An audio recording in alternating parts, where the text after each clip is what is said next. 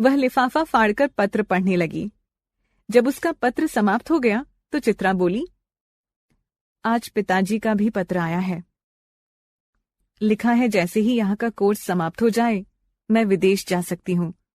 मैं तो जानती थी पिताजी कभी मना नहीं करेंगे। हाँ भाई, धनी पिता की इकलौती बिटिया ठहरी, तेरी इच्छा कभी टाली जा सकती है? पर सच कहती हूँ, मुझे तो सारी कला इतनी निरर्थक लगती है कि बता नहीं सकती। किस काम की ऐसी कला जो आदमी को आदमी ना रहने दे? तो तू मुझे आदमी नहीं समझती क्यों? तुझे दुनिया से कोई मतलब नहीं। दुनिया में बड़ी से बड़ी घटना घट जाए, पर यदि उसमें तेरे चित्र के लिए कोई आइडिया नहीं तो तेरे लिए वह घटना कोई महत्व नहीं रखती। बस हर घड़ी हर जगह और हर चीज में से तू अपने चित्रों के लिए मॉडल खोजा करती है। कागज पर या निर्जीव चित्रों को बनाने के बजाय 2-4 की जिंदगी क्यों नहीं बना देती?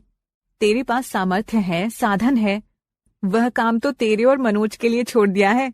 तुम दोनों ब्याह कर लो और फिर जल्दी से सारी दुनिया का कल्याण करने के लिए झंडा लेकर निकल पड़ना। और चित्रा हंस पड़ी, फिर बोली, अच्छा यह बता कि तेरे ये सब करने से क्या हो जाएगा? जब तक समाज का सारा ढांचा नहीं बदलता तब तक कुछ होने का नहीं, और ढांचा बदल गया तो तुझे मुझे कुछ करने की जरूरत नहीं, सब अपने आप ही हो जाएगा। हर 10-20 दिन बाद दोनों में अपने अपने उद्देश्य को लेकर, अपनी अपनी दिनचर्या को लेकर एक गर्मा गर्म बहस हो ही जाती, पर ना वह उसकी बात का लोहा मानती, ना वह उसकी बात की कायल होती थी।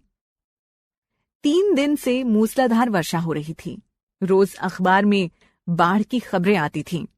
बाढ़ पीड़ितों की दशा बिगड़ती जा रही थी और वर्षा थी कि थमने का नाम ही नहीं लेती थी।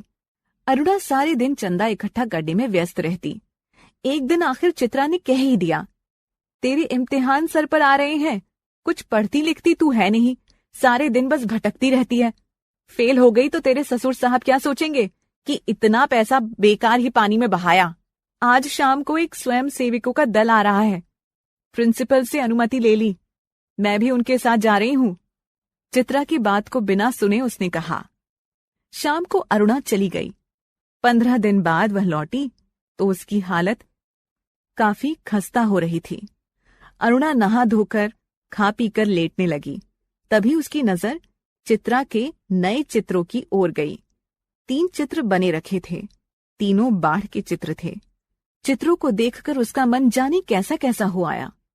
वहां लोगों के जीने के लाले पड़ रहे हैं और उसमें भी इसे चित्रकारी ही सोचती है। और ना जाने कितनी बात सोचते सोचते वह सो गई। शाम को चित्रा लौटी तो अरुणा को देखकर बड़ी प्रसन्न हुई।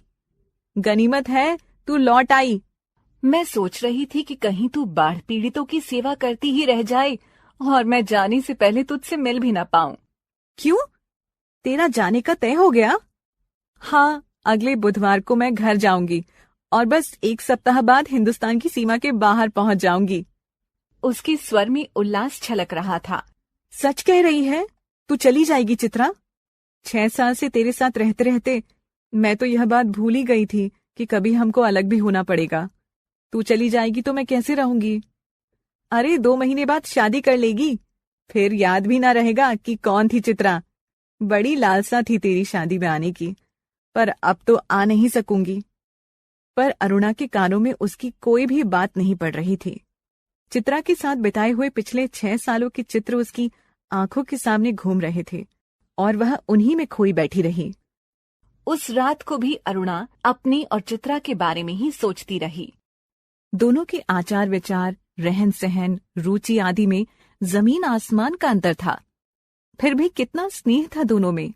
सारा हॉस्टल उनकी मित्रता को ईर्ष्या की नजर से देखता था। आज चित्रा को जाना था। हॉस्टल में उसे बड़ी शानदार विदाई मिली थी। अरुणा सवेरे से ही उसका सारा सामान ठीक कर रही थी। एक एक करके चित्रा सबसे मिलाई, फिर गुरुजी के घर की तरफ चल पड़ी। 3 बज गए पर वह लौटी नहीं। अरुणा उसका सारा काम समाप्त करके उसकी राह देख रही थी। 5 बजे की गाड़ी से वह जाने वाली है। अरुणा ने सोचा वह खुद जाकर देख आए कि आखिर बात क्या हो गई है। तभी हड़बड़ाती सी चित्रा ने प्रवेश किया। बड़ी देर हो गई ना? अरे क्या करूं, बस कुछ ऐसा हो गया कि रुकना ही पड़ा। आखिर क्या हो गया ऐसा जो रुकना ही पड़ा? सुनी तो। 2-3 कंठ एक साथ बोले।